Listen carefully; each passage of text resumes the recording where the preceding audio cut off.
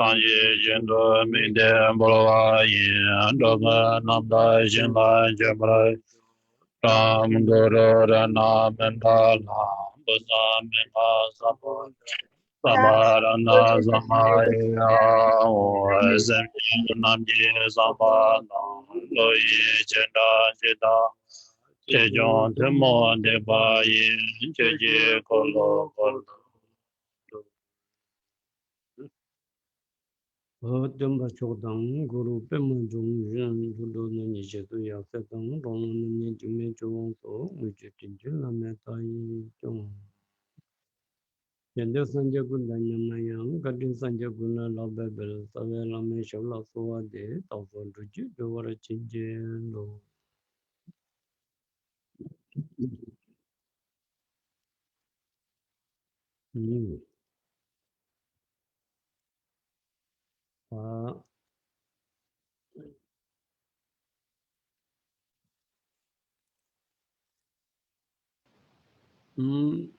Yeah, so we are going through this Riwosang, the smoke offering practice, transmission, lung, and I don't know if needed a little bit teaching or not. If that, then I will do some explanation. And anyway, this is written by the one of the great Dzogchen masters, Lodun Namgat Jime, that which he has so much of his treasures, mostly in Sikkim, in the northern part of India, and he's also very eminently recognized as the emanation of Guru Padma all his writings are mostly related with the Dzogchen, the great perfection. As for this Riwosang, starting from refuge, bodhicitta, and visualization of Guru Padma, and then the actual text of going through the visualization of the whole complete object of refuge and the all the guests that which invoking where we make this smoke offering. Those all are includes with the triple gems and then all the Buddha Dharma Sangha, the Guru Deva Dagini, and plus many other kind of like a deities which are not kind of like a found sometimes, and besides that the all different kinds of entities, beings of the celestial beings, and then many sorts of dagas, daginis, then the all six realms and beings. Besides that, there's certain entities which are even like where we owe our karma, karmic debts, and some sorts of spirits are even just very harmful. But here, without any exception of being left out, to every of them, then making this smoke offering, according to that, where one could accumulate merit, wisdom, and to go through purification and so forth. Or that need the translation, or if there anybody translating? The translator is in the translation room. Okay, they are translating? Right now, yes. Okay, so I don't have to stop, right? Correct. Okay. Yeah.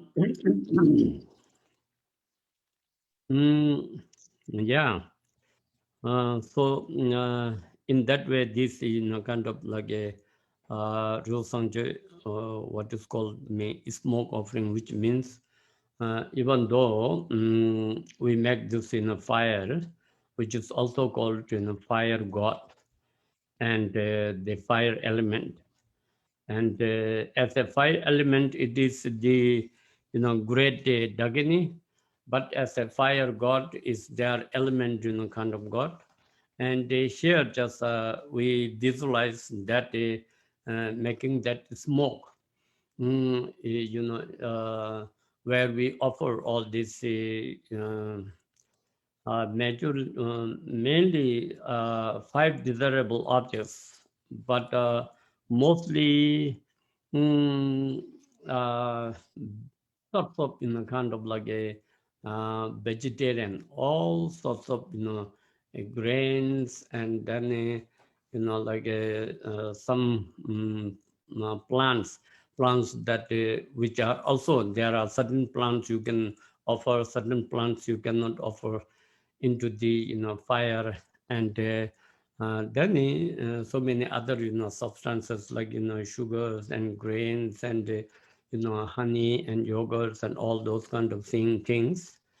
But as it burns, then where all the practitioners more or less go through that visualization, visualizing that the whole complete smoke, whatsoever it is arise, is been visualized in form of the 5 desirable objects, kind of more of celestial foods, and so forth, that which could please all the Buddhas and all the deities and so forth, what as it is kind of mentioned in the text, uh, uh, including the in harmful entities also, where just make that offering. According to that, where oneself is repaying the many of karmic debts, and according to that, the Buddhas and deities, when they're pleased, then one can receive blessing. Besides that, whatever we are offering into the fire, part of practice of the generosity, where being kind of generous in that way, and whatever substances we offer, we have to make sure it is very clean and pure, and first portion of those things, which means that which is you know possible to offer to the kind of like object of refuge. So of course it has to be just very clean and nice, as a form, kind of just good forms, good smell, good taste, and so forth. And according to that, we naturally also accumulate merit. And besides that, whatever we offer, where in a way at the end, that there is no 3 spheres of conceptual thought, that thinking, oh, I am, and then this is the object, and this is what we are offering, more or less, not to involve so much of the 3 spheres of conceptual thinking. In a way, just all everything like a, just illusion. Oneself is also illusory nature. Uh, this, even though we do believe and think and feel that we are real, even when we, kind of pinch ourselves, we feel that pain. And of course, just this looks so very real. But from the just absolute point of view, or from the doctrine point of view, in one way, that this is just merely a kind of like illusory display, or not to the real being, not to kind of true existence. It is almost like kind of illusion. According to that, whatever substances in our relative aspect or from the relative point of view, we try to make it something very fancy, nice, beautiful, pure, and good. But still, from the just absolute point of view, or from the just the great doctrine point of view, it is just all everything not a fabricated pure, but kind of like a just real pure. And then of course uh, the Buddha Dharma Sangha did in all everything, however kind of we visualize, but at the same time, um, like they are um, not truly have any kind of true existence of form, shape, color, and substance, and so forth. So I know most of all the audience here, those who have been in Buddhism, and moreover in the Vajrayana, and who have already gone through all these Vajrayana studies talking about like a emptiness nature or illusory nature, or pure substances and deities. Of course, you all have some uh, concept and some understanding. But if I don't know who are the real audience, I see only here kind of only 2 3 photos, and then see only flowers and some other sorts of signs and names. So in a in a proper kind of like these teachings or talks is actually have to relate with the audience, just what are their kind of like a faculty, or their what's say field of education, and how much they involved into all these kind of like studies, and how much knowledge they have, and what they really want to learn about, what really they want to know. That way how it is supposed to be presented. Mm, mm, in one way, uh, the teachers need to have this clairvoyance. But unfortunately, I don't have clairvoyance. Uh, so, for example, like the great Buddha, uh, even though Buddha is the omniscient, and he knows exactly uh, what is the most important teaching, or what is the most essential points of this teaching, or what is most necessary for the beings, that could be instantly helpful, uh, that they could rely upon, and they could to apply as an antidote basically for the afflictive emotions, and almost there is a just a direct connection, as the just Buddha's give teaching, that everything is like a uh, thoroughly being, just observed into the mind streams of the, audience. So according to that, how Buddha in the beginning, started with the Four Noble Two Teachings, which is the very, easy to understand for these or, kind of local peoples, kind of whatever it is existing in this world. And the phenomena and the beings as we have gone through in the beginning of these four seals that which I tried to establish that relative truth and absolute truth. So based on the relative truth, then we have gone through those two. The all compounded phenomena are just impermanence in nature, and that is one of the truth that we need to see, we need to realize, we need to understand.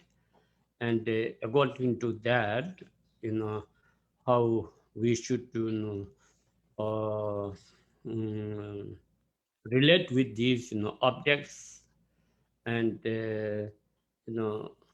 even how our lives and our, kind of families and friends and relatives, in the world, how just it goes through. According to that, one should, have much more clear understanding, uh, so that one may not get shocked when suddenly something happens, some big impermanence. And at the same time, we have gone through the all the defilements are, just cause or subject to suffering. So that is one thing. It's also nothing to relate with the external phenomena. This, mountains and rivers and plants and houses and, cars and the phones. And there is nothing much, kind of. But that related with the, just all internal being, where we have mind. So as long as mind, then we have gone through that more or less. There is, three kinds of emotions, that the positive, negative, and neutral. So neutral is, kind of, as a neutral doesn't make much difference, but positive or virtuous, emotions, and negative or non-virtuous emotions that have their own consequences or result. As the positive virtuous consciousness, that which is based on, all the positive thinking, such as compassion, loving kindness, and then just caring for others, and just developing some sense of, kind heart, uh, and such as, like, faith, devotion, and sense of realizing these, kind of samsara is, however, more or less like a essencelessness nature. And through all those, whatever, just actions, physical actions or verbal actions that become mainly caused to reborn in humans and demigods and gods, so which is considered to be more, happier life, which is also a temporary happiness. And within that, as we go through much deeper level of these, positive thinking, such as like bodhicitta, and then all this emptiness, interdependent ordination, and meditation, that which can even lead to liberation and enlightenment. So those are the one of the category. Then the other one is the negative thought or non-purchase, kind of like a thought, such as anyway related with the mainly the three poisons, ignorance, hatred, and desire or greediness. And with the subcategories, then there are, like pride, jealousy, anger, and so forth. It goes through, kind of so many categories of negative thoughts. So whatever those negative thoughts, anyway, within this whole teachings of the whatever Buddha said, it's related with this, with ourselves, with this relative reality and relative existence, and where we, if we give rise to all these negative thoughts, then its consequences or its result is negative, such as that basically the worst of the worst of all this negative thought and negative speech and negative action become the main cause and condition to reborn in, just hell realms or hungry ghost beings, and then animal realms. So there are almost like no any kind of like a good time that they can experience happiness or peace. Most of the time is just so much of kind of like a suffering. So so this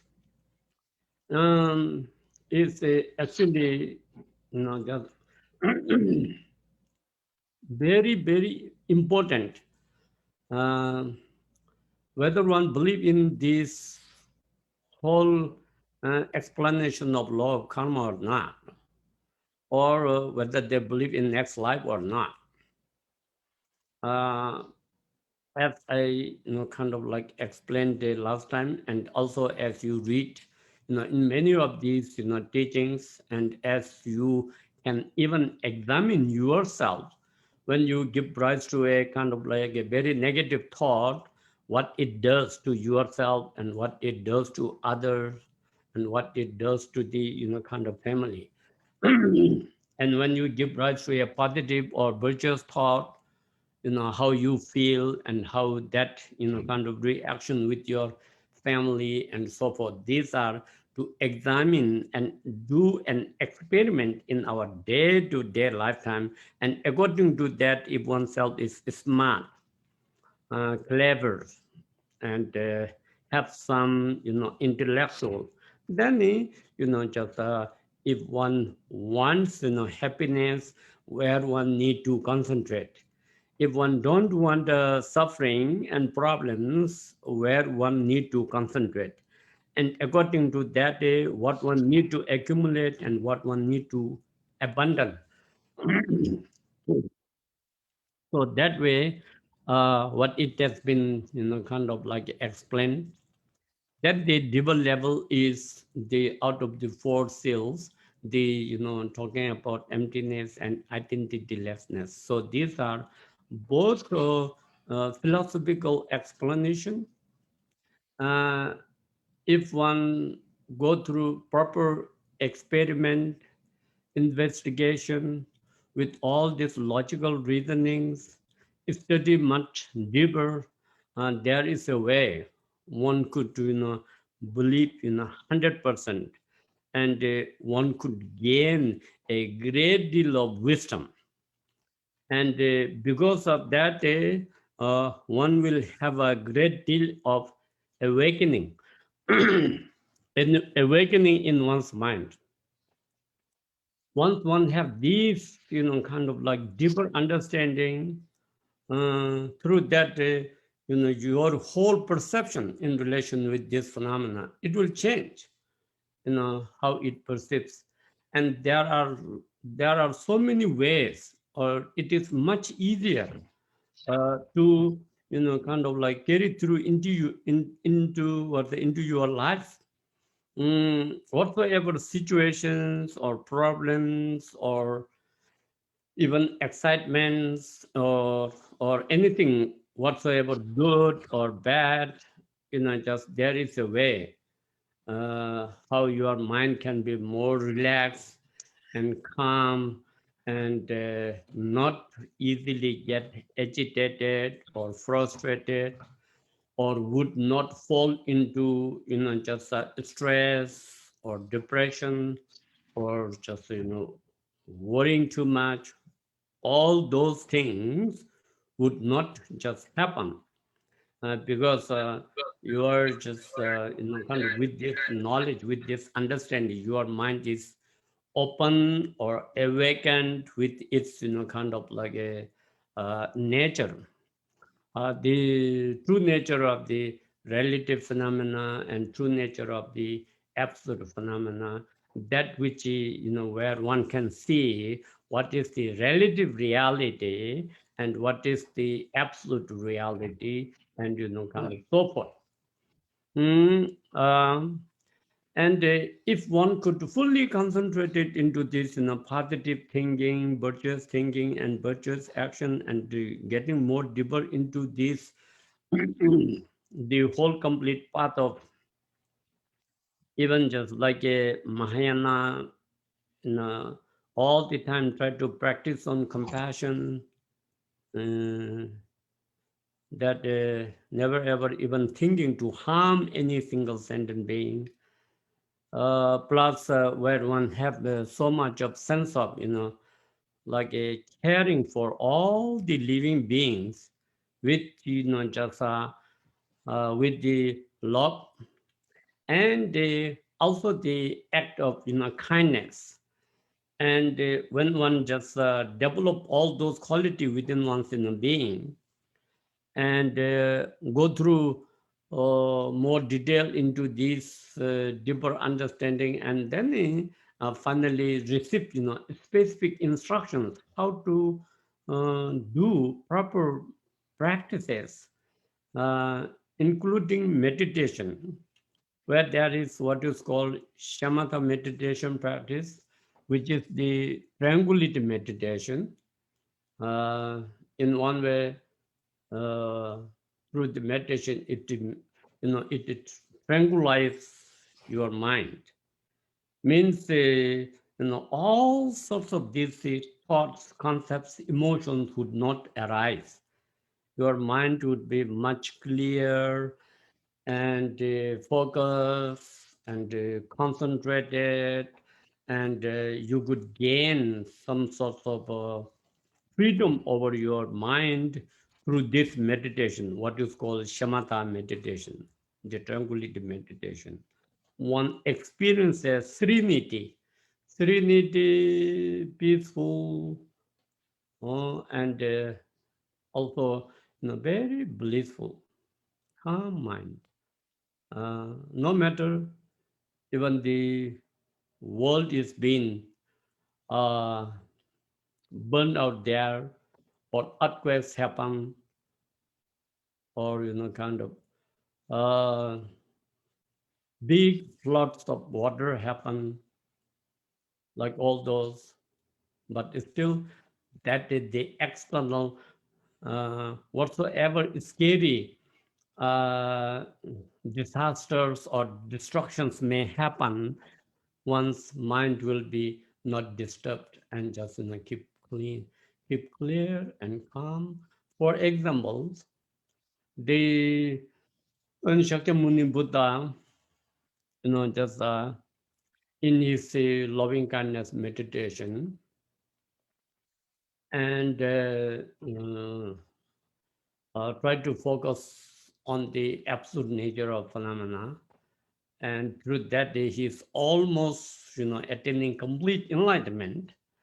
Then how the Mara, Mara, which means kind of like a devil, one who is anyway very negative. And what that Mara just worried is, if someone attains liberation or enlightenment, that means just that being is out of this samsara. And when any being, attains liberation or enlightenment, when it gets freedom from this, samsara, means it is not under his control, under this Mara's control. So that is why he want to keep the whole world under his control, and then he let them do what they want to do. Anything just getting beyond than that, then he want to disturb. So that is why then he created, so many different forms to disturb, just Buddha's meditation, uh, all sorts of, peaceful attempts, but never worked. And then finally, kind of, he thought now just he have to physically attack him, and that way he himself also have certain level of that miracle performance, and because then that also have whole complete, kind of reason how he could become a great powerful, just Mara or devil, in his many previous lifetime, how he have accumulated so much of merit and so much of virtuous things that which he, kind of that could have all those, positive results, but not the enlightenment, not the liberation, because he never concentrated into this, like, compassion, loving kindness, bodhicitta, and patience, and all this meditation on emptiness, interdependent ordination, and so forth. He never did. Mm. So that there is a big difference. Mm. Uh, so, however, he just kind of manifest in so hundred thousands of, and then every of those carry all sorts of, kind of like a huge, sharp, dangerous weapons, and rocks and javelins and swords and axe and so forth, started throwing on him, like attacking, uh, almost like a big, battlefield of the, like, ancient times, uh, like the, kind of how Marco Polo attacked, kind of like in the world, similar like that, So, but Buddha just being, completely observed into the meditation of loving kindness, and, just being into that meditation. Whatsoever those weapons he tried to throw on Buddha, when it touches to the Buddha's, kind of body or surrounding there, all everything is like a transform, almost like a flowers and so forth, just almost making like offering. Mm. So this one way you might believe. On the other hand, you may not believe. Mm. But doesn't really matter just whether you believe or not. The reality, where I'm always saying that reality is reality and truth is truth. Nobody can refute that. Oh, nobody can go against the truth and against the reality, including modern science. Cannot go against the, the relative phenomena kind of reality and their, kind of nature, whatsoever they may find. Even the quantum physics, that however they just go through all sorts of mathematical calculation and, kind of searching through, and they just come to, almost like a empty nature, what Buddha has already taught, and they could not go beyond than that. Similarly, each and every these kind of substances, whatever they go through, experiment, just come to its nature, or including modern technologies. So that is why the reality, just to know what is the reality and what is the truth, without depending upon any sort of belief system, without depending upon any source of kind of like culture or tradition, without depending on any source of kind of religious belief system. The important is that we are facing the reality. We are not facing a religion.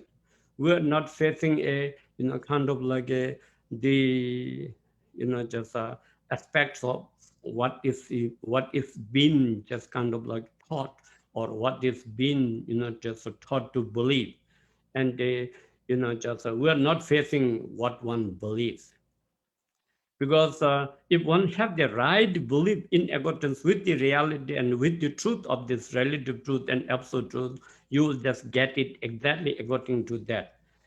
If one believe against the reality and against the truth, you will never ever get the result, and at the end one will be so disappointed. One will be disappointed, but mm, and there is nothing one can do, and there is no anywhere to argue or debate or fight for, or just kind of like to sue somebody, or just bring to court. There is nothing can be done. Whatever one have done, oneself is going to bear it, and oneself is going to face it, and that is what is the reality, that nobody can change. For example, like impermanence, that how phenomena are changing in a momentary way, and similarly, our life. Nobody wants to just die soon. Nobody wants to die soon. And nobody wants to die in a tragedy, or, with so much of pain or sickness. But if one have, accumulated some of those, cause and condition, that which one might, kind of experience, then nobody can stop. For example, like, now just see this, COVID-19. However, whatever, however it is just depend upon some sort of cause and condition. Once it happen, then, just we know, like for the last year, for the whole year, this great, kind of doctors and great, health cares, and even the many scientists and the many physicists and so forth, everybody tried to just find it out. It's kind of like a reality, or what it is, and how it is causing problem to mankind. Now it says it is also causing problem to animals. Some of the gorillas also got like a positive COVID-19, that same. So, so the just to know the reality and truth, that what it is, kind of important. So there is no anything more powerful than the mind, and besides that, there is no anything more powerful than the positive qualities of the mind, what it is called Buddha nature or divine nature or Christ nature, no matter whatever we may call. So that is why Buddha still, kind of like very calm and peaceful, in his meditation, and that the Mara could not do anything, and that those weapons could not harm him. Even his, kind of like a tiny force of his hair could not, just do. And Buddha is not doing anything like some kind of miracle, just resting, in his, just loving kindness. So loving kindness, caring for all sentient beings, much greater, love to them than oneself. And that, power, is the greatest, protection that the external weapons, could not do anything. There are not just only Buddha's life story. There are so many of all those, past great masters, all those great realized beings. That their life story. There are so many of them. For example, like I don't know how much you out of there heard about Guru Masamba. Even just he in India looks like kind of great Indian sadhu, a master, and they don't know and that way the in the beginning of the 7th century, long time back, the northern Indian king, Indrabodhi, just because of, like his, daughter, just always, receive teaching from him, and then the ministers kind of like interfere and they give wrong information to king, and he got so angry, and they, he tried to burn and piled up, but the fire cannot burn his body, even just burn for 1 week. After 1 week, she's just there, more dignified than before, and all everything surrounding with the, kind of like a lotus and the flowers, and just resting there. And those are happened, in real life. It's now become a story, but at that time, it is reality, it is truth. Because, just Guru Brahma Sambhava also have same kind of that enlightenment, same kind of realization, same kind of this, loving kindness and those bodhicitta and so forth, perfected with those. So, uh, according to that, according to that, how the negative always, kind of like a falls and positive always to rise. And that is what we need to. And according to that, this, kind of like a real sanctuary where, just going through this, practice. And here, mostly according to the Bhajarana, more like, inner tantra, that is so much of, kind of like a practice done with the visualization. Because the whole complete the relative existence of phenomena and oneself, uh, and this what is called this our world, this our samsara, that every individual has one's own share of this world. Uh, in so many things, there is some common. For example, like kind of this weather, this land, this plant, that where we have kind of like a common uh, that commonly we utilize. But within that, there are every individual's one's own karmas, kind of like projection. And so that is all just production or the creation of one's own mind, of that what good things one have done and bad things one have done, according to that oneself is experiencing in one's life, in one's cycle of life. Oh, this is something very cycle of life. We just born and die and born and die and born die. This is also a truth and a reality.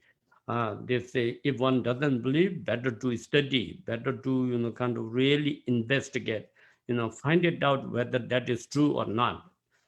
It makes big difference for one's own life and one's own benefit and one's own sense of understanding. Mm. So, similarly, what is talking about this, heavens and God or Buddha fields or Buddhas or enlightenments. Oh, so that is also one's own mind's projection. There is no anything else other than that. Uh, and that one's mind projection is that, positive side of our mind. This whole complete existence and the system of samsara is in the projection of the negative side of our mind. So, in our being also, we can know, we can experience. sometimes our minds are, very compassionate. Sometimes with some condition, just, so much of anger. Mm. And that way, which side we fall more into our day-to-day lifetime, that is creating your future life. And that is creating your many future lifetimes. That is creating, or just that become the cause and condition for your future life. So in one way, this whole world, including the enlightenments, actually it is in our own hand. It is in one's own hand. One has full freedom here, and also that one have kind of like full choice, full choice. What sort of lifestyle one wants to live. For example, in relative life, how people choose their kind of like jobs and activities and lifestyles and health and foods and clothing and styles and so many things, how individually make choice of, including what they want to eat, whether they want to be a vegetarian or whether they want to be a non-vegetarian, and what sorts of kind of like they want to do, that they have their choice.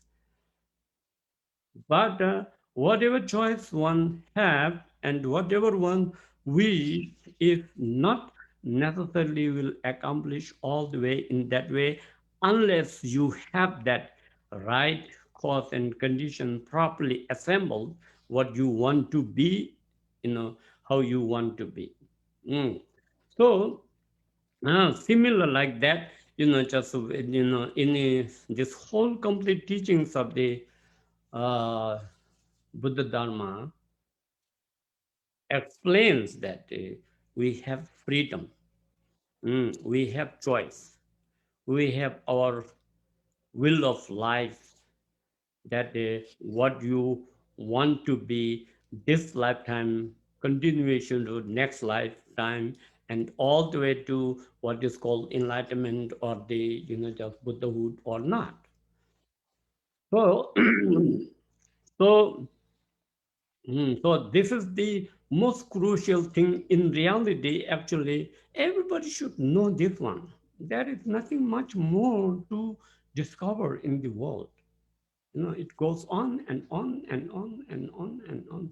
It just becomes limitless. That is why, just samsara or the cyclic existence is like endless.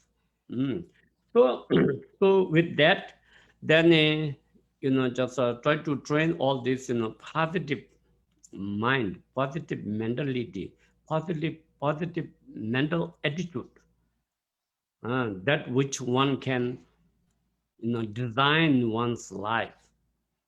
Whether one wants to have a happy, prosperous, good life, or kind of like so much of suffering. For example, one example, those who kind of like study about the kind of health care in relation with all this system of the food, you know what sorts of the vitamins and what sorts of kind of like chemicals, and how it helps in our body, and what is that, how it works with our body. Those who have more or less like a full education in that field, to how to keep oneself healthy.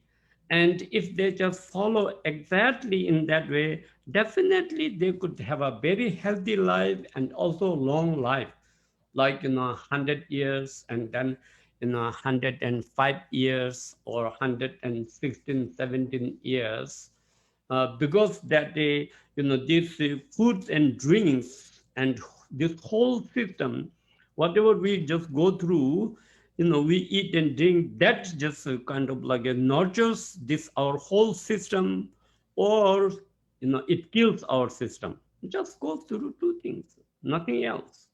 And if we know what it nurtures and just try to take care of it, and that we know that kills you, try to avoid. But people don't do sometimes.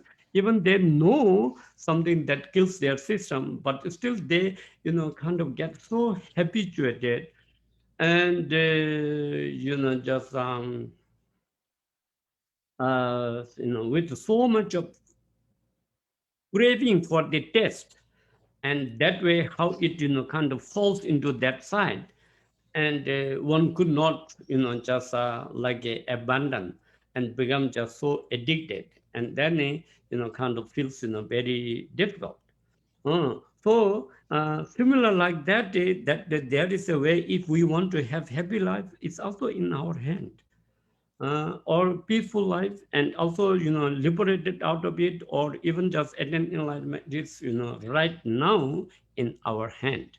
And that at this moment we have the greatest opportunity where we want to go and what sort of lifestyle we want to shape for the future.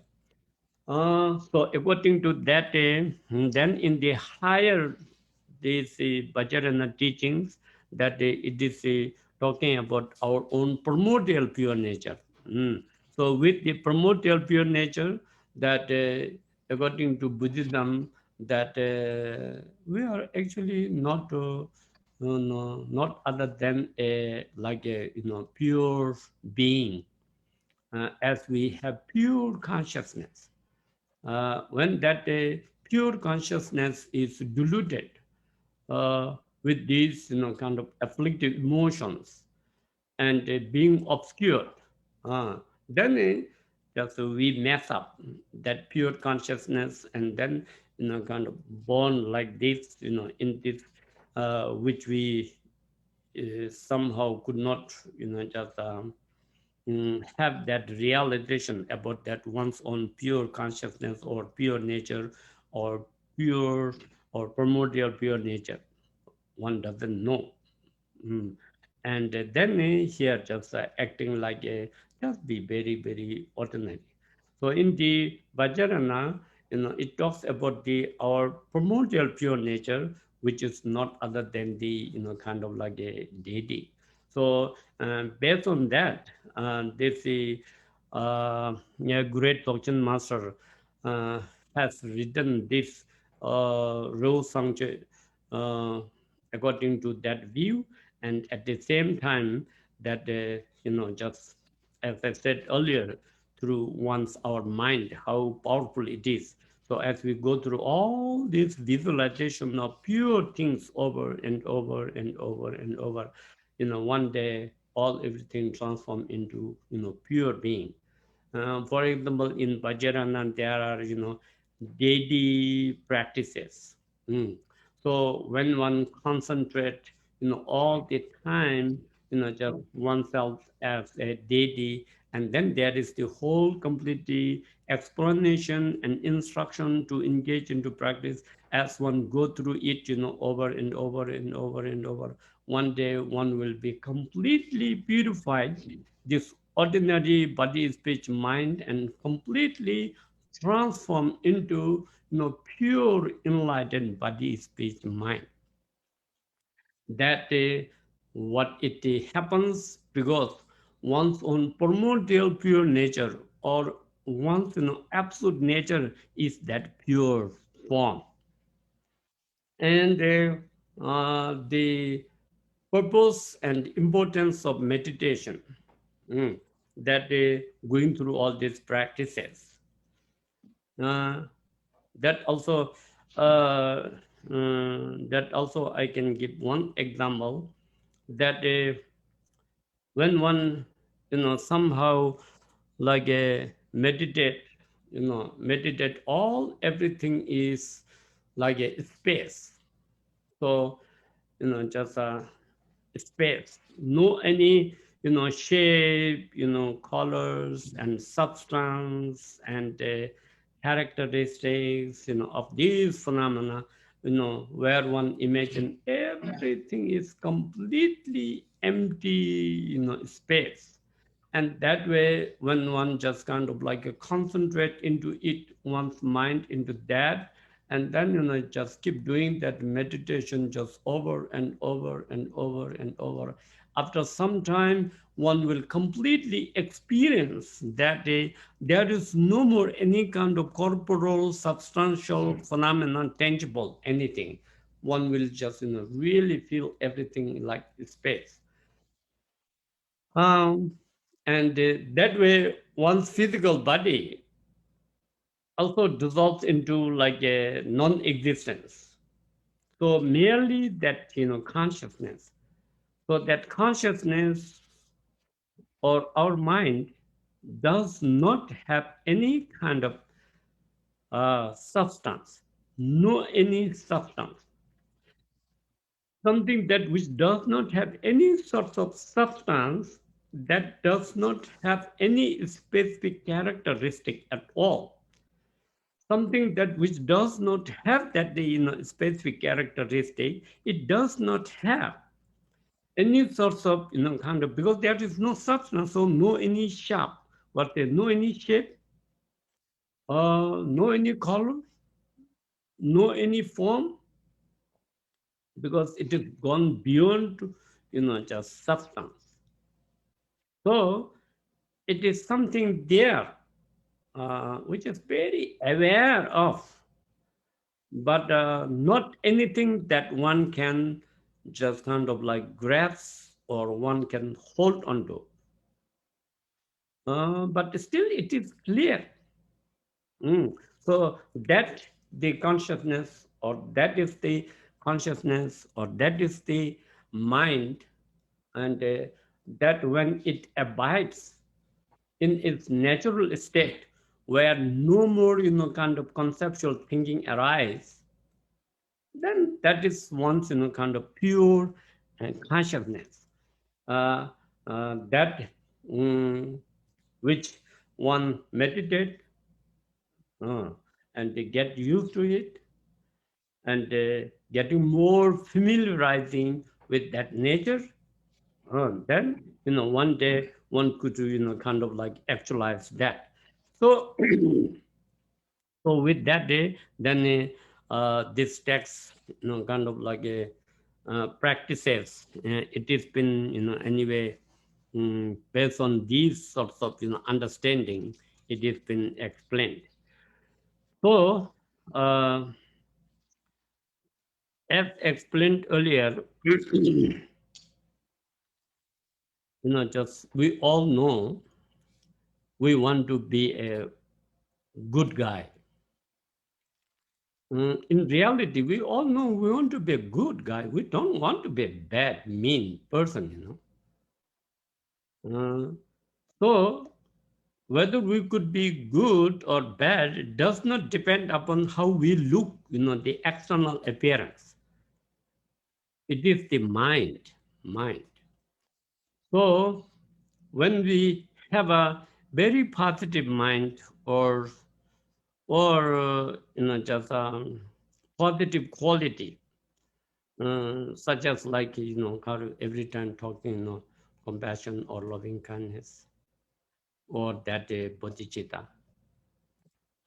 when one just kind of exercise on it, meditate on it, contemplate on it, practice on it, and get more familiarized with it, and then always maintain in that way, then that person, physically, whatever it may look like, then that person who have that, just very kind heart or kind mind, or somebody who is very loving and compassionate, all people will appreciate.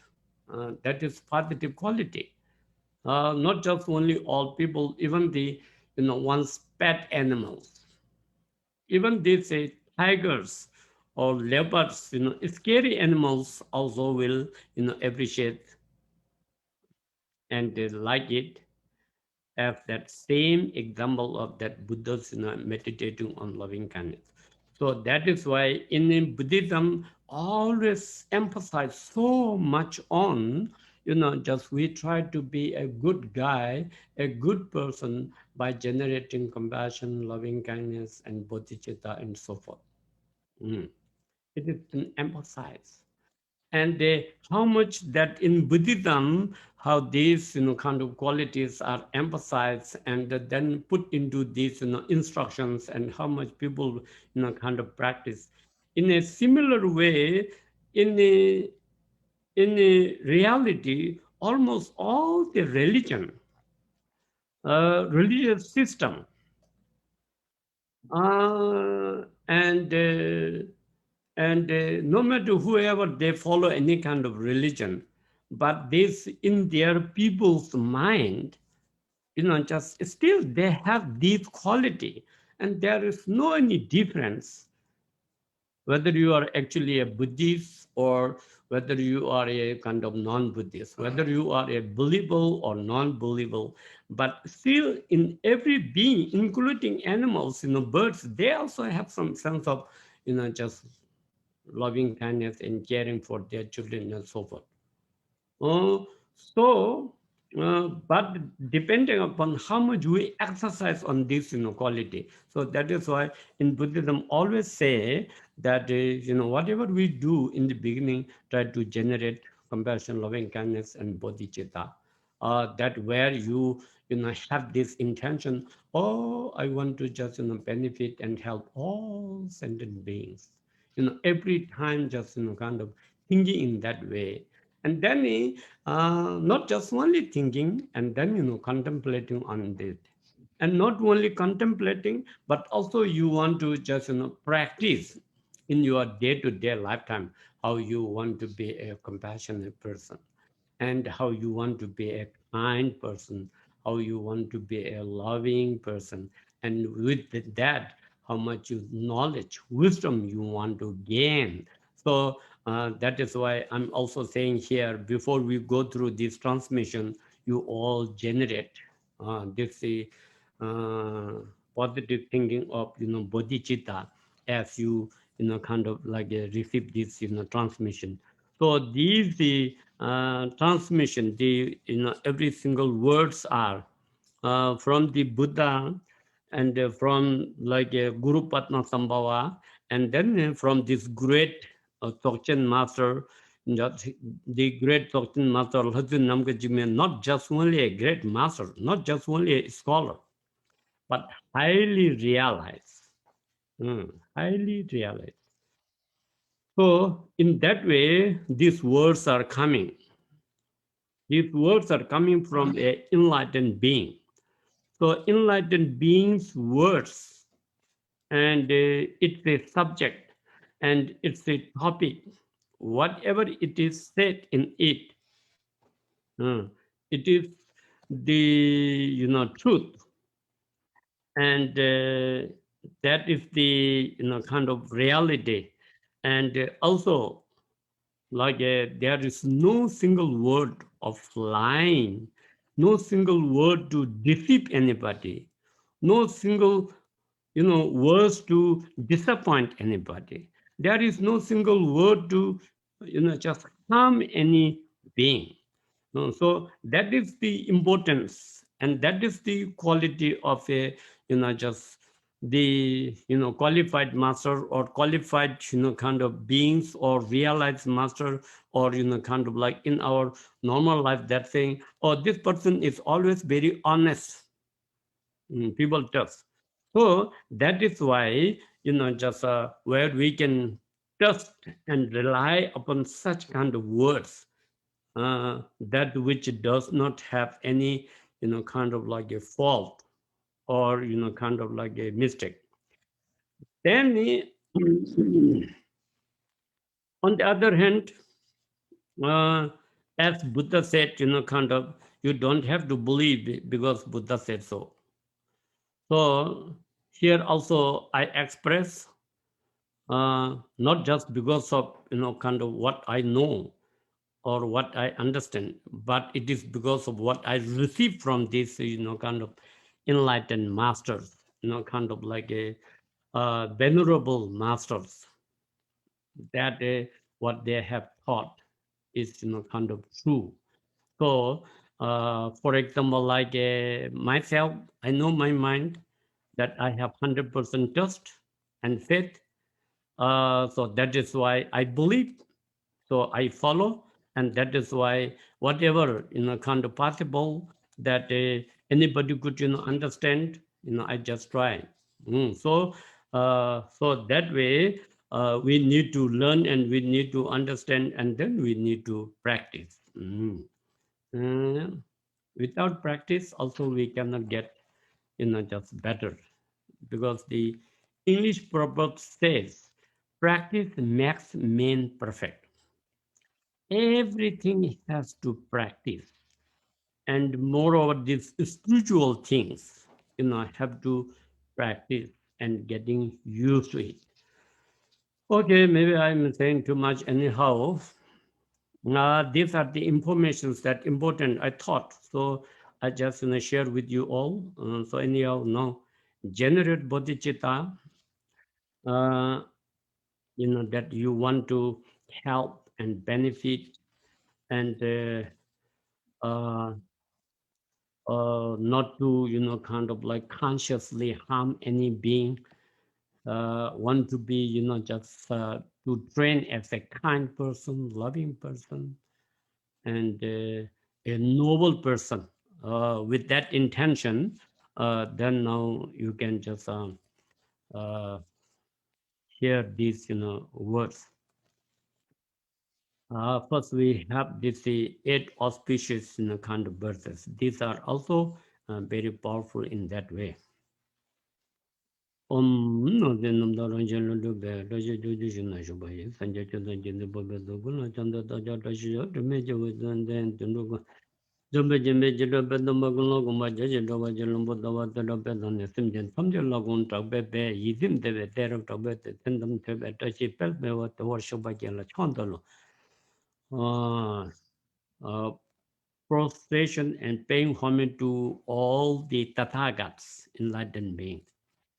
Jambe chino bada doja de jere de wong goma jambe be sa yin bo de ban ma sa nong ge nyom pa ju kun do so be de be ga lu shin no no do re de nyima yin chang de la na te ji pe gi chon ju sam ba je la chang de. Then after the Buddha, then Buddha's hearer, the great bodhisattvas. So just male, female bodhisattvas, and here only named few of them, but there are millions of them, paying homage. And paying homage and being respectful to others is a noble thought and a noble act. So that way it accumulates merit. Mm. Rinje dujo reji de ginyan jojo bonde yon kamala nyen do tunda pindo pego menu jinde wonju kolo de rinje dajo kyadan chande jin tudi jowa joji jeje ma jodo ngon de me bebo atashi lamo kyala chante lo. So these are eight auspicious, but these eight auspicious are held by kind of like great daginis, great goddesses, and do that just with the auspicious mind, and then if one pay homage, all that could be possible to be auspicious. Tomba jimbo deje zeme bu mi dondo na jabo yungo so bai jibo don wa mi me don nam de den del hande kolo da trishul la dong dung dung do je be wa de che de ne de sa sum ne so gele ta che be jig de chong ja la chandal. So these are all the holy gods, including like a king of the god Indra, Brahma, and then the four direction kings and so forth. They are in form of God realm, desired God realm, but they all are very virtuous and very noble. And as we do anything good, they will support. If we do bad things, not necessarily they support. So that's what it is. Taja dede jawa tamala kende nyawa tawa kushina dede bema tamde tashi tele pisum tobar show. So here saying, oh, whatever that positive, good, virtuous activities we want to do, or you all support and help us and just bestow your, just blessing. Then after that, the 7-line prayer, this supplication to Guru Padma Sambhava. So then in Guru Padma Sambhava, of course, most of you all know, but maybe there are few audience who may know not or maybe heard a little bit.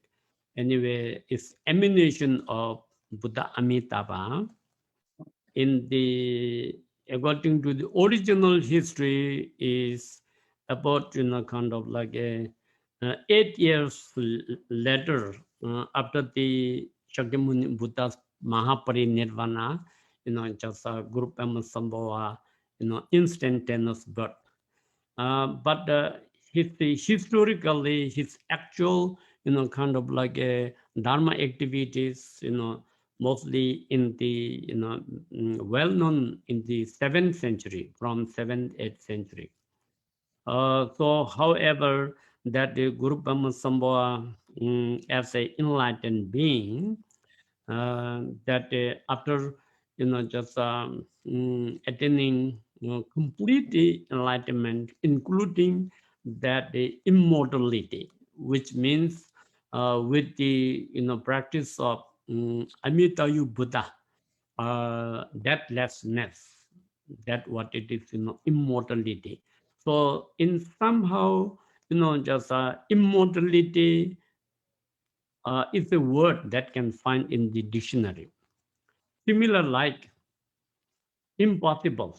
The impossible word also will find in dictionary. But in reality, relative reality, absolute reality, there is no anything whatsoever. It is called impossible. Means it is possible. So since there is a big word that says possible, so just to understand to that relative, then there's a impossible. So similar like just permanent and then impermanent. Because we are living in a dualistic world. In dualistic world, all those are kind of like a possible. So, however, what I'm saying is Guru Brahma is immortal. That after he completed all this kind of practice, that which is showing an example to the all the human beings from the Nalanda University, and then slowly came to kind of Nepal, Bhutan, and all the way to Tibet because of the Tibetan king invited, and he just transmitted the whole complete kind of tantric teachings, empowerments, instructions that which is existing today. And that today on the 21st century, with so much of development of science and technology, but his words, Buddha's words, their teachings is still validating and logical, and it works today just exactly how it is taught, like 2,500 years before, or 2,000 just years before. It is still validating, still it is working, still it is makes sense. So this is something that what it proves. It comes from the enlightened being, and that proves that it is the truth, it is the reality. So after Guru Brahma did all those activities in Tibet, then without just leaving his body, he didn't really die. He just traveled to copper color mountain. So those are the just not part of a story, but it is the actual history, and that is why just many of the great masters, some of even those treasurer revealers, that they could have just complete clear vision of Guru Brahma Sambhava. When they do their practice, they could can just see him and talk to him and receive those teachings and so forth. So those are possible to anybody, anybody, as long as we could purify our obscurations and doubts and hesitations. We could also one day could have the direct perception of Guru Padmasambhava. So that is why it is still alive. So, however, to invoke, to pray, or to receive blessing, then that is called the seven line prayers, which is saying,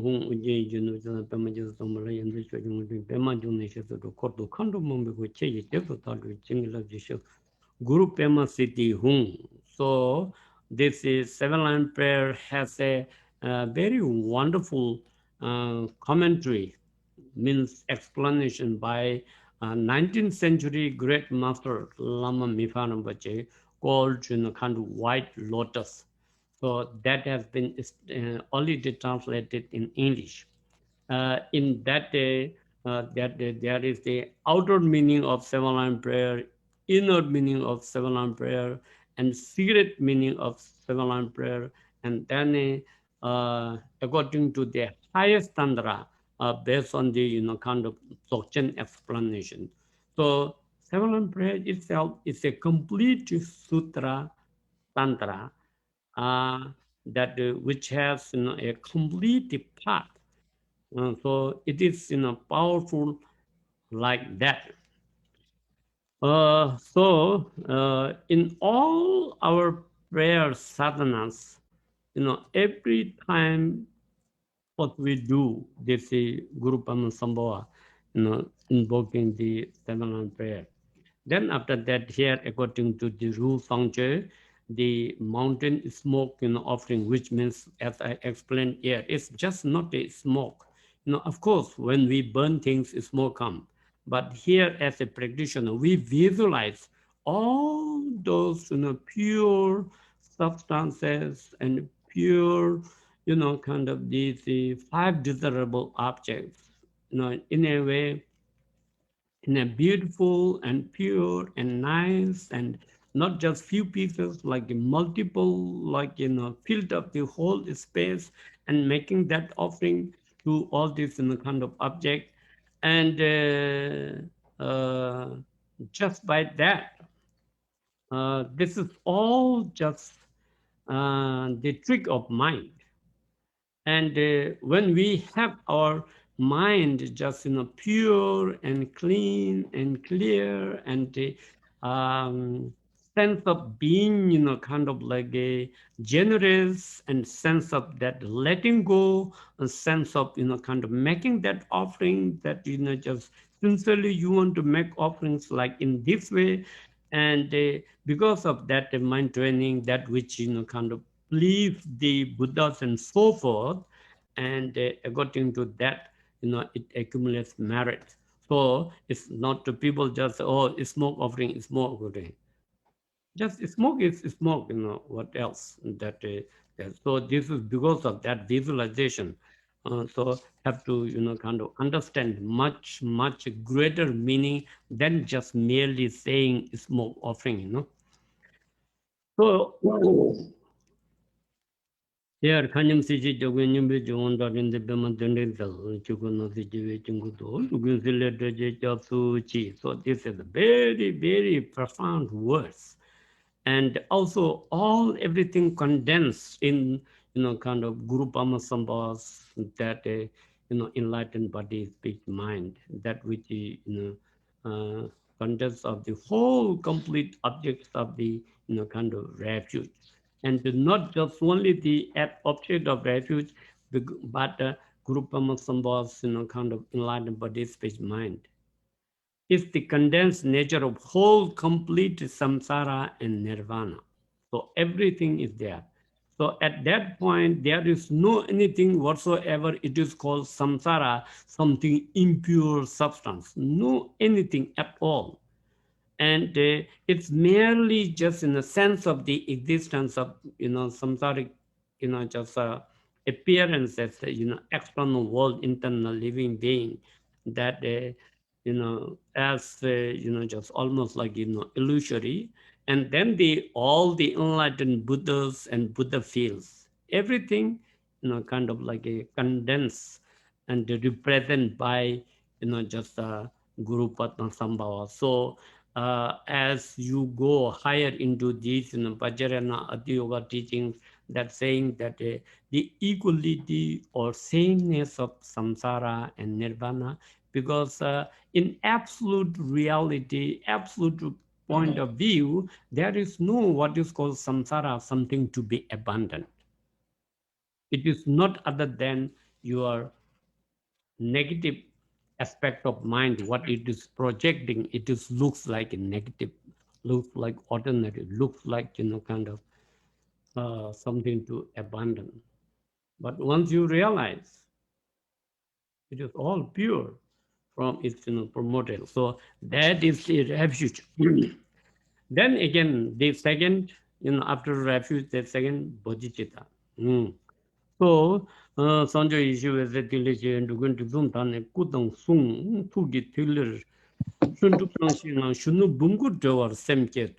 this is again, the bodhicitta, what you hear in the Sutrayana and general, kind of Bacharana explanation, it is gone beyond than that. This bodhicitta is saying, the state of the four visions of spontaneous presence of the youthful vase. So that youthful means it is gone beyond birth and death. So that explained as youthful. And vase is the was a metaphor that is something what it is. Everything is perfect in its nature, almost like a within a vase. There is a kind of like all the world treasure or precious are put inside the vase. So that vase can be just whatever those precious treasures, gems that externally cannot see, but everything is there, so it become very, very, very precious vase.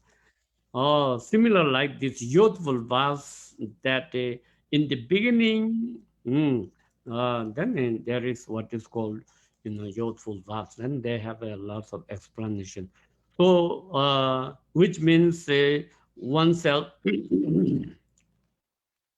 try to actualize back into the just absolute ground, the absolute primordial ground, and that what it is generating bodhicitta means actualizing. And how to go through is within this kind of like a the which is saying in order to purify all beings, three just obscurations through this supreme sung offering. So with that, these three obscurations be purified. According to that, one could actualize what is called ultimate fruition, the three kayas, Dharmakaya, Sambhokaya, Nirmanakaya, and that which is according to the inner tantra, it is also not separate from oneself. Every single sentient being have this. But poor thing is just pitiful that they don't know. It's so obscure, so diluted that they don't know they have this kind of like a just the world precious treasure within them. So that is really, really, really pitiful, and that is really, really poor thing. That is why when we think properly, of course we generate compassion to them, because they don't know. Almost like a very, very poor family, have a treasure in their home that just be there from their kind of many their grand the fathers have kind of put into, and they don't know, and now they are just suffering with the poverty.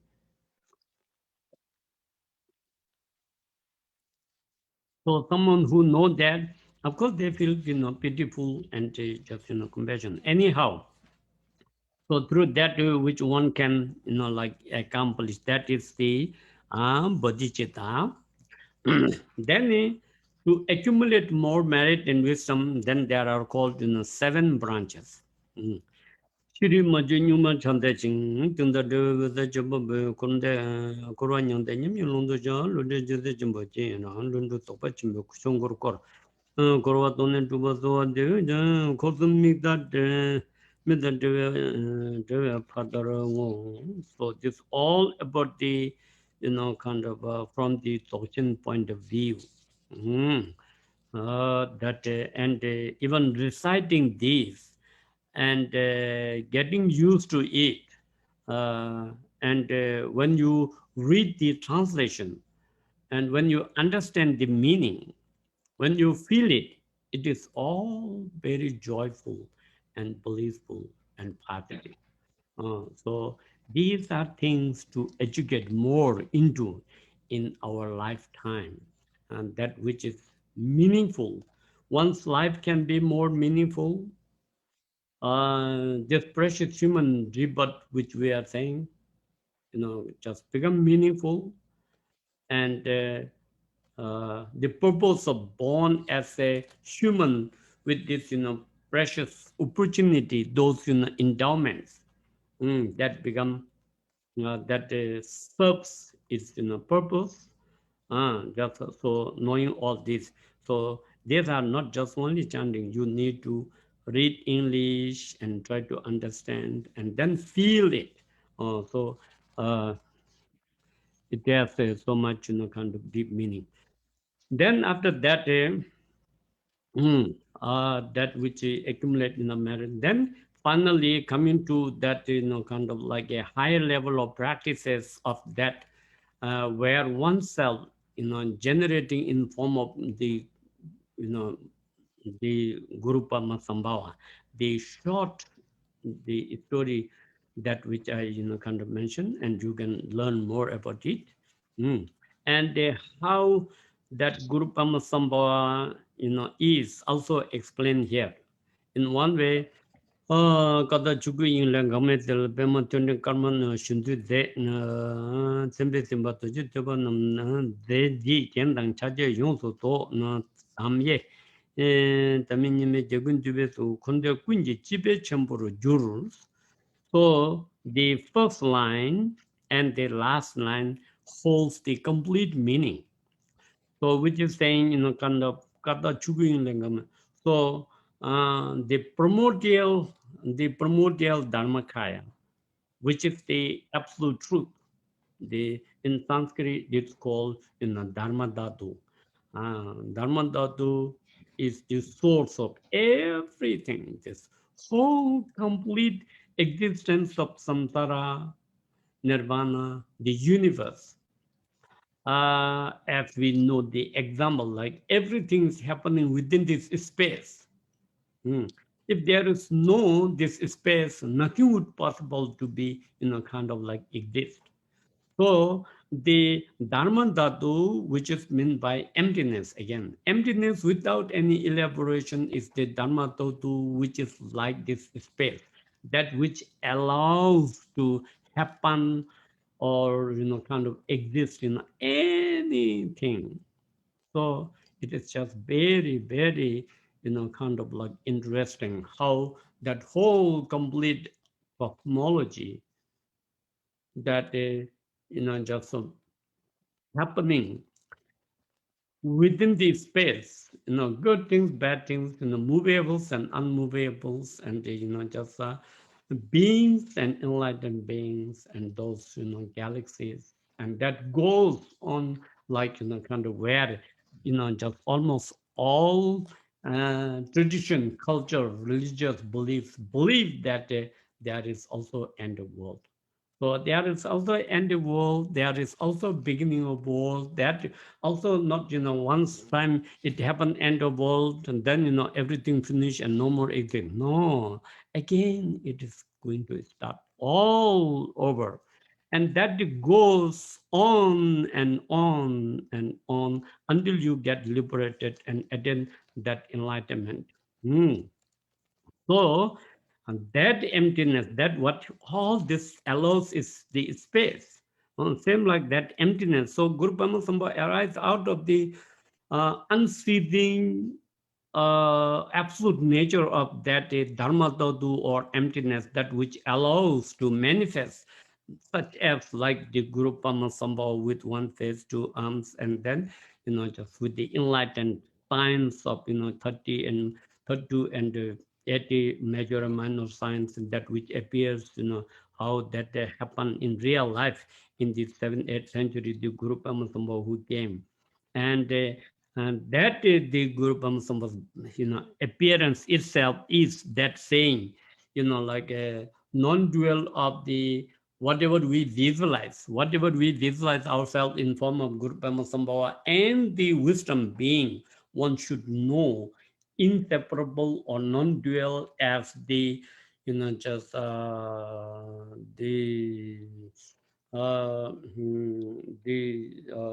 hold of the the embodies that which embodies all the enlightened beings, because the great glorious Lord of the all samsara and nirvana means Guru Pamasambhava is in a way pervasive to within the samsara and within the nirvana. So these are really profound aspect of the nature. Until we really study deeper into it, maybe it is hard to fathom. Because of samsara, what we see, kind of something very, talking about, samsara, suffering, impermanence, but Guru Pamasambhava is enlightened, or how that can be, same thing. So that which is, kind of possible to, conceive, but once you know the truth, there is no confusion. However, manifest in that way and then chant Om Bendo Guru Pema Siddhung 12 words that that this has a anyway. Oh, I have to watch the time. So then this also have kind of great meaning. Then after that, actual kind of like offering Ram Yam Kam, or this Ram Yam Kam is Ram is the sixth syllable of the fire. Ram Yam is the sixth syllable of the wind, and then Kam is the like water, because in the beginning how these elements start, and then this our world, external world start. At the end, these elements will just kind of like a finish, which somehow some sorts of similarity there within in Hinduism, in Christianity, in like Islam, and all the major religions have similar sorts of explanation. So that which purify then. Toward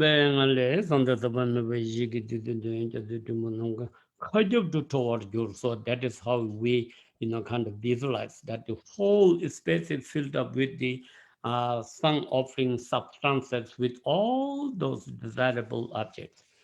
Ahung is that here just blessing with the body, speech, mind of all the Buddhas and giving that blessing.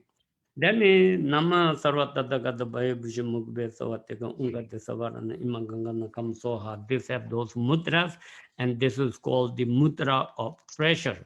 So which means within the whole space, doing that mudra that make just the substances, not the sun offering substances, not just small like that, but the whole just the space filled up with those kind of substance, just almost like unimaginable substances in big, but at the same time pure and precious and clean, and the best of the best offerings. So visualize that way.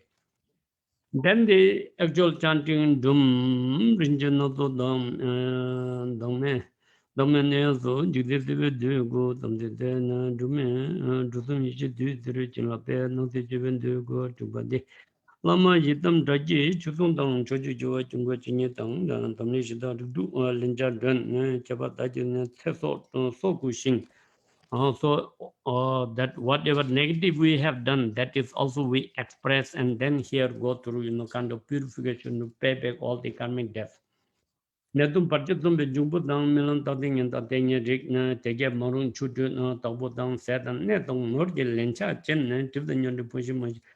Do there on do the dumanan lencha mobi mela sek de gel rana illa kam do dugu char. So this the those all the, including all the negative entities, whatever they are causing problems to all the beings, that for all of them, where one make this sung offering to, in a kind of very relative way of expression, like a negotiate, to negotiate that thing, whatever it is you are desired, last line, that made the objects of desire rain down. So as we make this smoke offering, whatever you desire, whatever you wish, whatever you want, all those entities, you may get everything exactly with the, just you could have complete, satisfaction. So that way, making that offering. If you know that banyan do the way in the government of the dictative down Kunjo Deshin Kola Cheva Nam Chinsi Mechu di Tajuruchi. So until this space existing, till to that, whatever we are making this smoke offering of desirable object, pure precious, that also maybe become, inexhaustible to, completely fulfill all those great objects of refuge, and also the entities, on sentient being, to everything, simply measure, so that this, saying, be, purified in the fire of this burnt, offering, as we burn to those, substances, and that may just, make that offering in such a way that there could be all be satisfied, and then we could purify all our karma and obscurations. Mechinati Gangway, Judy, Kudajavedim, Boom, is about division. Judy, Chudin, sir. Judy, do not mean to chop your ban, come to Goa. Jalu, good, do good, Jonju, Sanjay, sure. Even this, smoke not just only upward in the, kind of like a Buddhas and deities and, God realms, but even all the way down below, like into the, hell beings, also may this smoke may spread, and that may make that offering to all those according to desirable, through which they all, not just only they just, receive this desirable offering, and they satisfy, even that because of this virtuous act, meritorious, that performance, and that help to purify even their obscuration karma, and that the whole complete existence of the three realms may be completely liberated and transformed into the, just like a rainbow body. You're saying liberating all beings of the three realms of samsara into the rainbow body of light. So Guru Padma Sambhava had achieved rainbow body, so which means no substantial. So that way they may all attain enlightenment. So see, the offering itself is wishing for the enlightenment for all sentient beings, including those harmful entities, those negative entities, those very stubborn, just beings.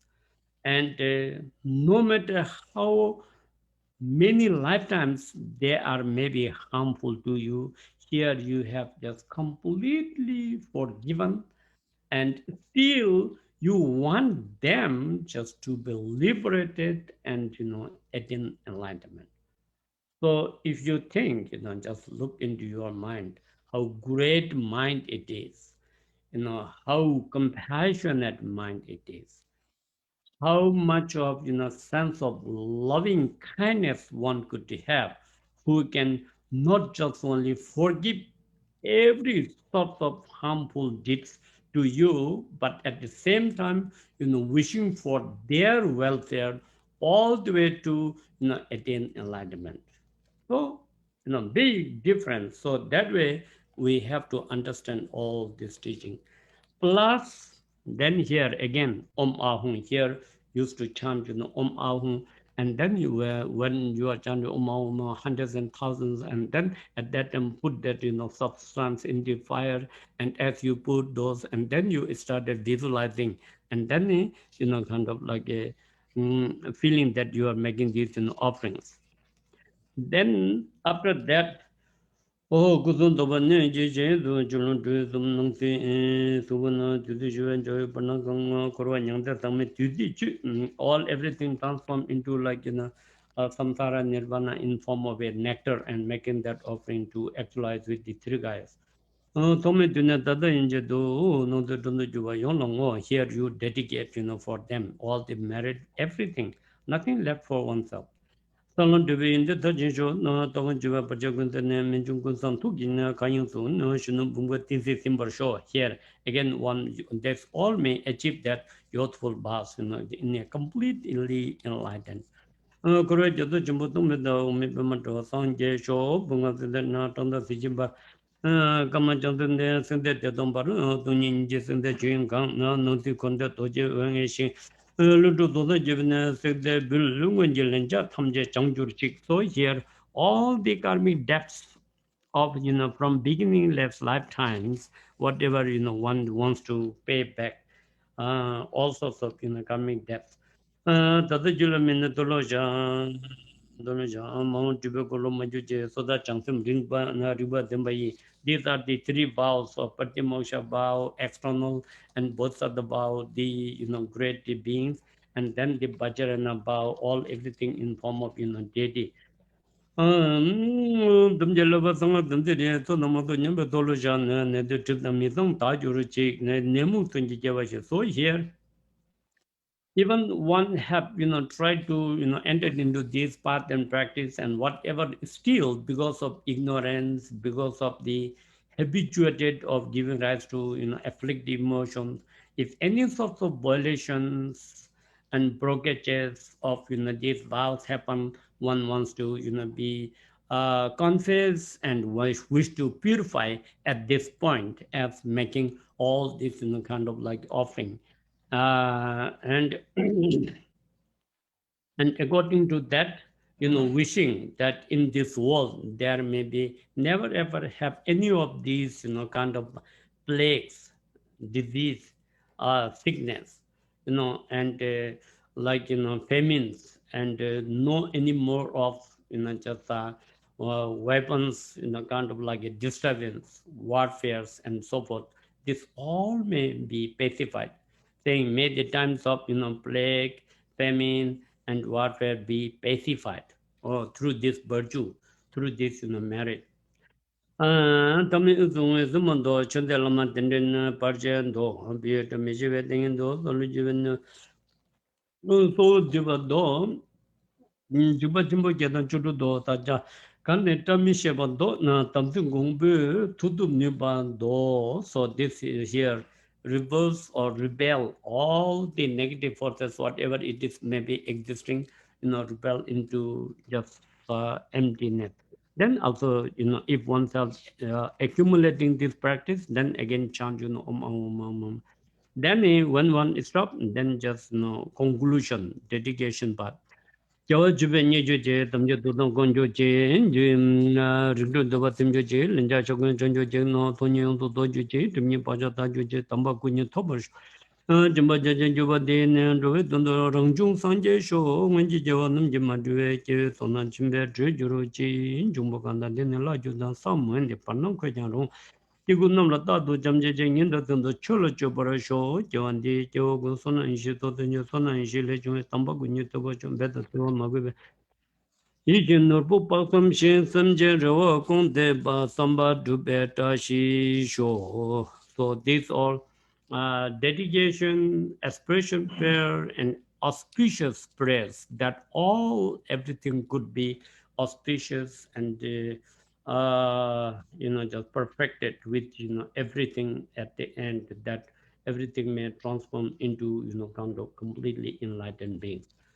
Yeah, so then we have sort of complete, so stop here. And if you anybody not tired and have any question, then just see. I think I guess I could just start talking. Okay, so Okay, Charlie Wilson is the first. person, So Kenshin. one, Can you hear us? I forgot his name, who have requested some transmission lung of this Parchalamse and Lutumba so forth. So maybe today not enough time. Then this coming Saturday, then I will do that. So if he is here, please you know that. And if he is not here, then please anybody let him know. Thank you. Have any questions?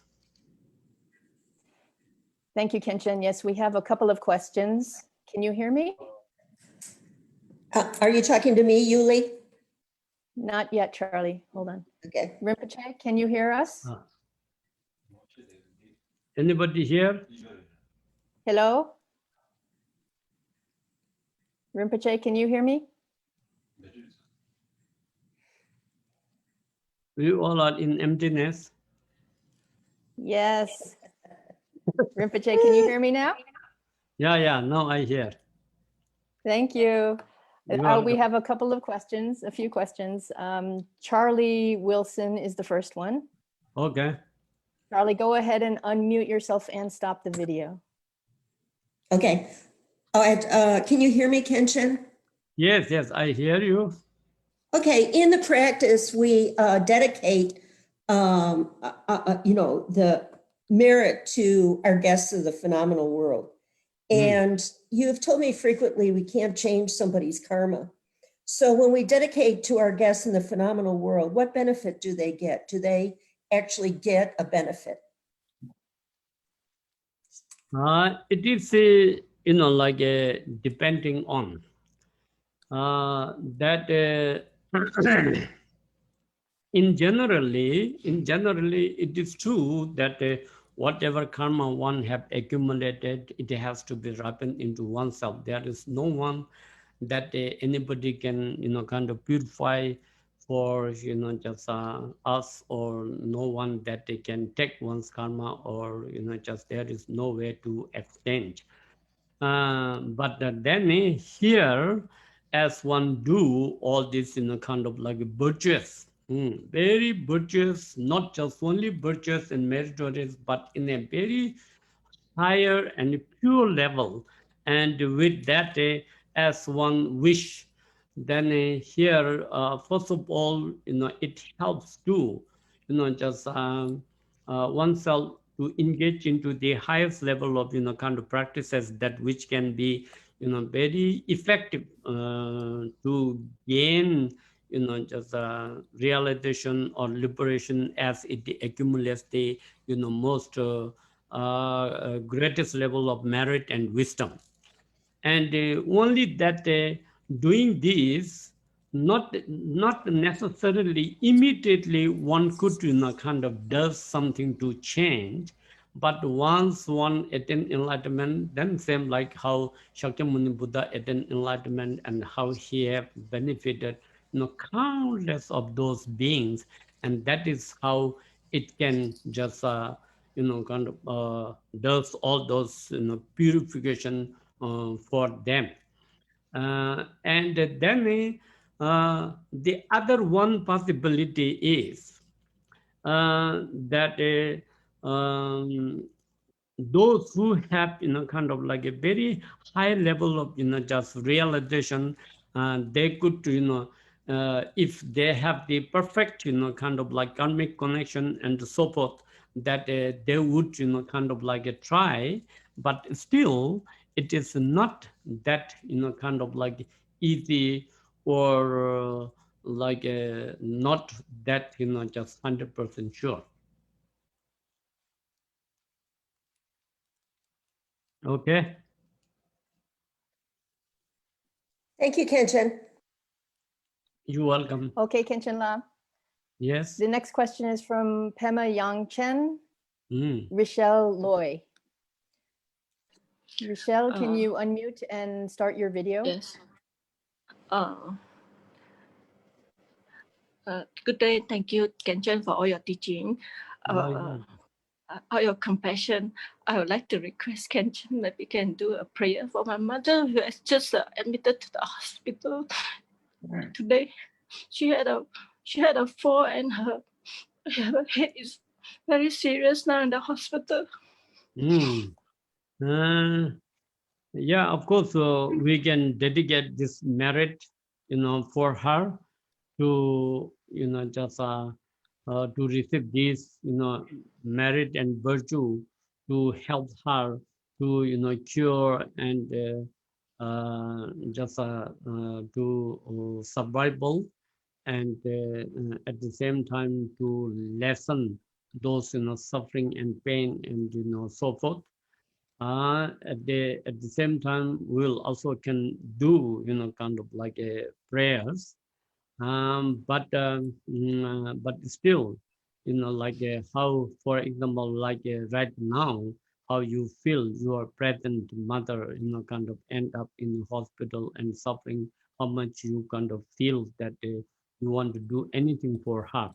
So in that way, in the same way, you also try to, feel that sort of, kind of the affection or the love or the compassion to rest of all other being, in one's, daily life. This can be a very, very, profound practice, and that which can accumulate, great deal of merit, and that which one can also dedicate for, one's mother. Because of that, when we dedicate something, and then, just the other being can receive, and that which can become a positive condition for, kind of healing and so forth. Okay. Thank you. Thank you, Guru Kanchen. Is there any prayer that I can do for her or Kanchen can do for her? Yeah, we'll do. I'll do prayers. And yeah, you can do medicine Buddha prayer or even, Seven-line prayer and asking Guru Muche to give her blessing, Yeah. Okay. Thank And you very much, Kanchen. No, yeah, you're welcome. Yeah. 下一个问题是薛娜，薛娜，请打开您的摄像头和麦克风，向堪谦提问。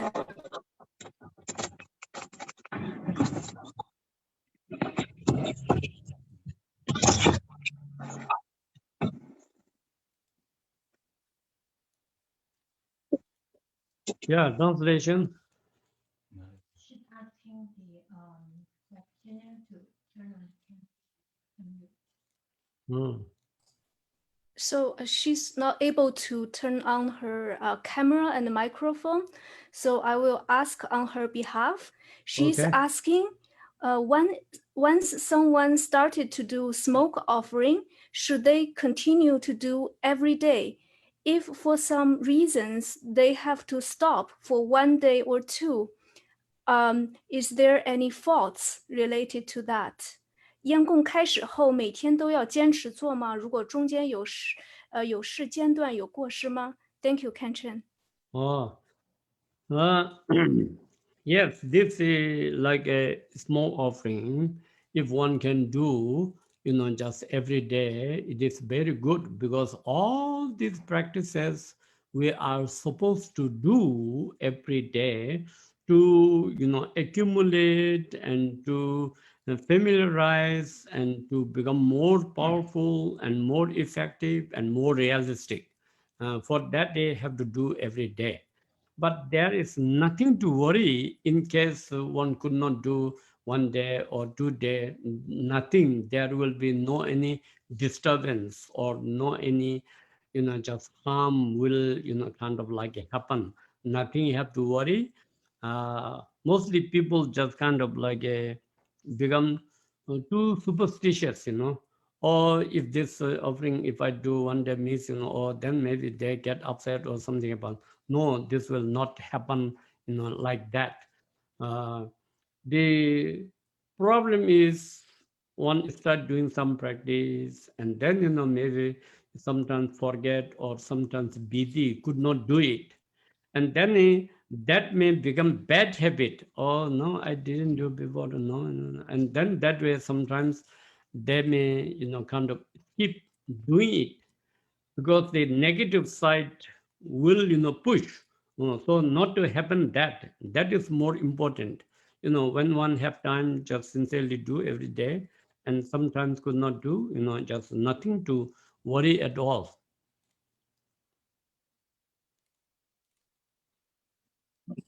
Thank you, Okay. Khenchen. Thank you, Khenchen La. The next Yeah. question, Tara would like me to read to you. Mm. At what bhumi is one not compelled to take rebirth? Not according to the sutra texts, because they exaggerate and say eighth bhumi. If one can emanate out bodies, then surely they do not need to be compelled to take rebirth. They can also choose their own rebirth like some tulkus, so even lower Arya bodhisattvas may not need to take rebirth and succumb to birth, old age, sickness, and death. But it does not mean that they won't necessarily suffer. Well, that what is the main question? I could not get. Something is talking about rebirth. Yes, Khenchen La, the main question is, at what bhumi is one not compelled to take rebirth? Oh, yeah. So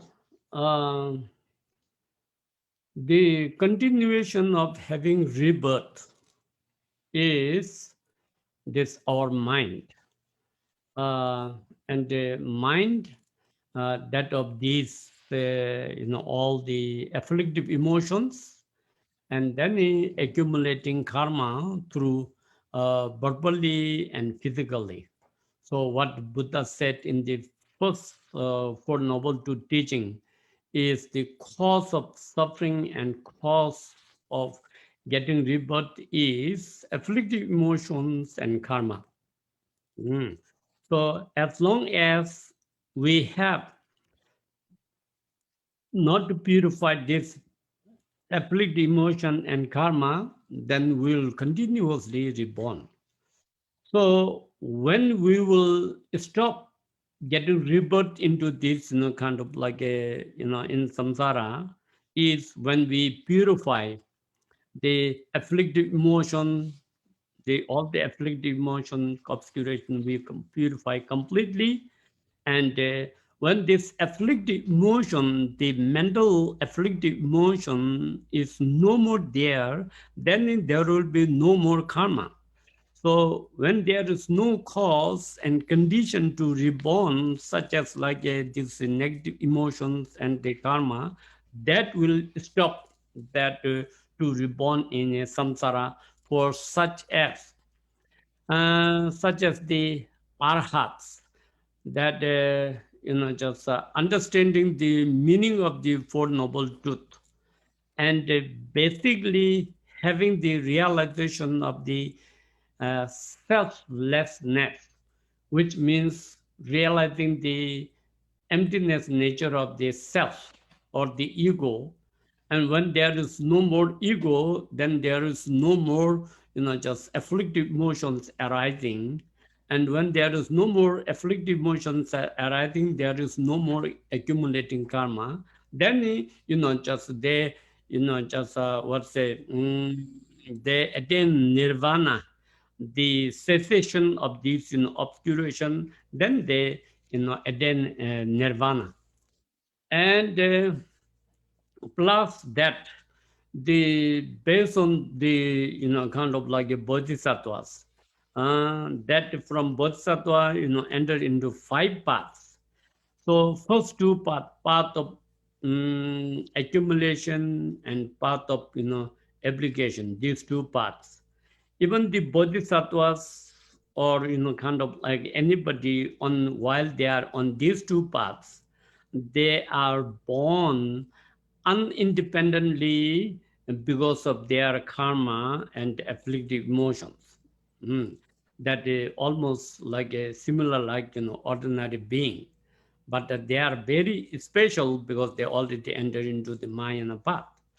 Then the bodhisattvas, one kind of obtain into the path of insight, which means as one meditate on the emptiness nature, and one have the direct perception or the direct experience of the emptiness, which means one realize the absolute true nature of phenomena as emptiness. One realize, one kind of experience perfectly.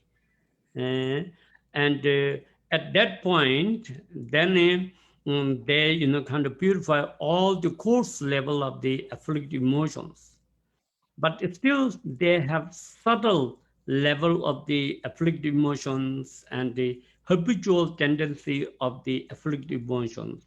So those bodhisattvas from first bhumi till to the seventh bhumi, still they possible to reborn back into samsara, but they are not going to suffer like ordinary beings, that they don't have such like sickness, old age, and that those kind of general humans kind of like a suffering they don't have, but still they have to born unindependently, means not just out of freedom.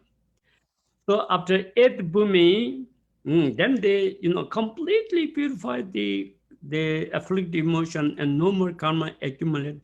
From the eighth to ninth, tenth bhumi bodhisattvas, they can also born in samsara, not just because of the karma or the afflictive emotion, not because of unindependently, but more independently because of their aspiration prayer, that they want to benefit all these sentient beings with the bodhicitta. So they born and then do lots of dharma activity to benefit beings. And for them, this is birth, old age, death, and sickness. These are like almost like illusion. They don't experience anything. Okay. Thank you, Kenshin La. Oh, yeah.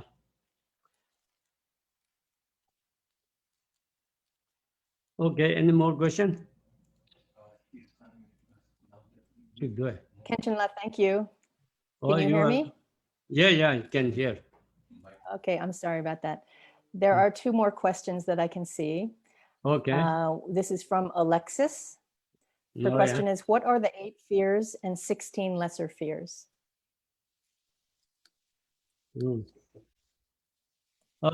This is fears, the 8 fears or 16 fears, there are anyway just 8 fears.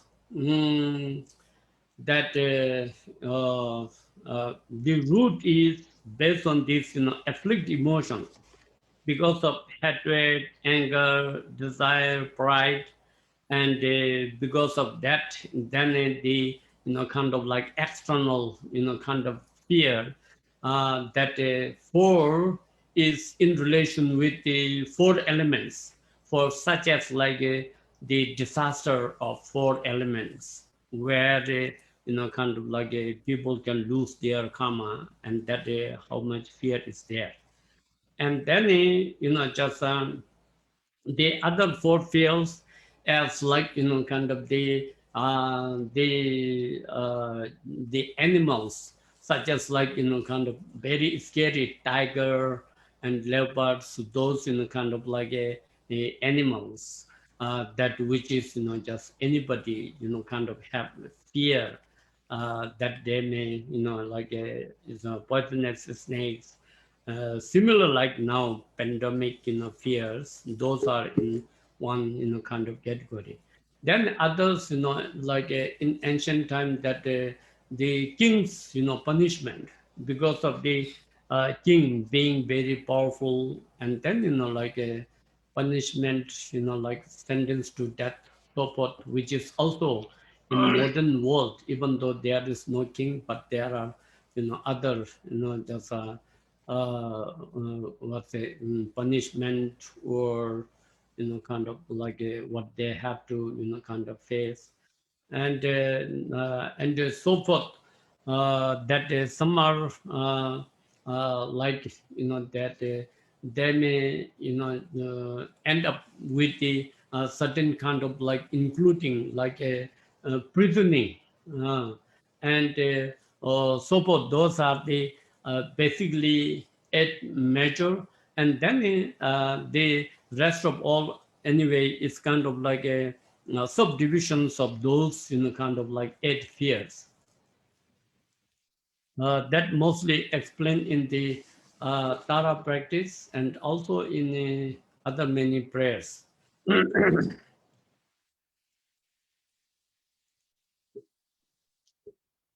Then, Thank you, Kenshin. There are a couple more questions. This one okay. is from Ani Yangchen. Uh-huh. Please, can the title of the commentary of the 7-line prayer and author be given again? Thank you. The 7-line prayers, 7-line prayer, 7-line prayers commentary that is written by Lama Mifam Rinpoche. The text is called White Lotus. It is translated in English.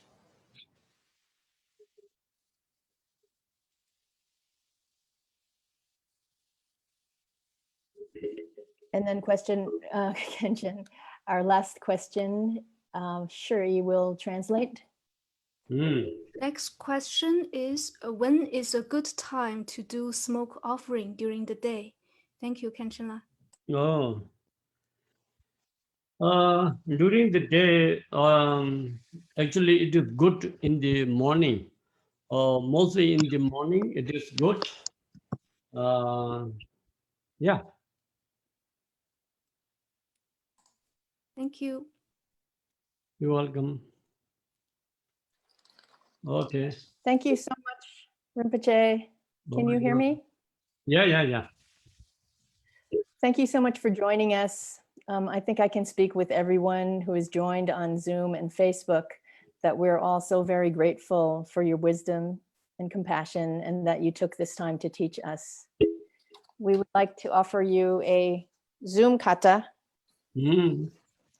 I don't know if you can see me, but I'm offering you a kata right now. I can see you. Oh, Yeah. hello. Yeah. And we will send you some offerings by the mail. Oh yeah. It's okay. Thank you so much again for your time. Oh, you're welcome. Yeah. It's my pleasure, to share something. If that benefits, just anybody for this period of time, pandemic, that we need mentally healing, that we need mental medicine so we can be more courageous to, survive ourselves and be more stable and don't worry too much and just take all those precautions properly and just follow whatever those was it the health expertise and the doctors that which all everything that makes sense according to the reality, then just do it and no use of having all sorts of conceptual thinking or worry or frighten. Just relax. It is just kind of if one just take care of the precautions, I think there is nothing to fear. Because this not necessarily might happen sickness inside. It is just only when what say anyway it is contagious, transferring, and when one just never have that, never create that opportunity to transfer from anybody, then there is nothing to worry. So for all this, then this Dharma may, kind of like help, and Dharma practice will help, and this is the only way that which can relieve oneself and all the way, not just only pandemic, even from the whole complete suffering of samsara. From this, we can liberate if we could do this, practice properly. Okay. So then thank you for all that who, kind of like join for this with the sense of, the inclination towards the Dharma and wants to learn Dharma and wants to be more dedicated into these, kind of Dharma fields of these, Buddha's teachings, so that we all could, just help each other and share each other and support each other and work together and to fight with all sorts of, kind of negative forces, and that we could do, bring peace and happiness and good health and, good things all the way to the liberation and enlightenment together. So with that, then we can do our dedication prayers. Zanam de damje se ba ni dom ne be na nam pam je ye ga na je ba lo du ba ye ze be za le do wa do wa jo rin je de zo de an do wa ga da do da be je na men kan je de ne zo ba dar je ne jang an do be je ne ze bra jo san je de ba dar je je bra Sanjay Damjay Devjay Jembra Jo Nyenda Zen Sanjay Denye Lenjay Dobra Jo Jewa Gando Yanda Lama Dang Dame Cheche Pala Longche Jen Satan Lamje Yemde Rabdone Panden Lame Goban Yurdo Sho. Thank you, Kenshin La. We hope you will return soon. Oh yeah, sure. Thank you. Thank you for sharing. Thank you, Kenshin La. Thank you, Thank you Lama. so much, Thank you, Kenshin. Kenshin. Thank you so much, Thank Thank you Kenshin. so much, Kenshin. Thank you, Kenshin. Hello. Thank Thank you very much, Katrina. Thank you. Guys, Thank you so much. Thank you. thank you. Bye-bye. Maybe Asia, maybe Oh, Thank you. Thank you, thank you, Rinpoche. Thank you Kenshin. all. Oh, thank you, thank you, thank you. You welcome. Thank you, Thank you Kenshin. all. Thank you. Thank you, Kanchala. Thank you. You Bye. have homework. Thank you. Thank you, Thank Lord. you, Thank you Kenshin. all. You. Thank you, Kenshin La. Bye-bye. Thank you, Very Kenshin. good, Katrina. Father. Bye-bye. Thank you, Kenshin La. Thank you Thank you all. very Okay. Thank much, you, Kenshin Kenshin. Rinpoche. You. Thank you, You have a Kenshin. wonderful day. Thank you, Kenshin La. Thank you.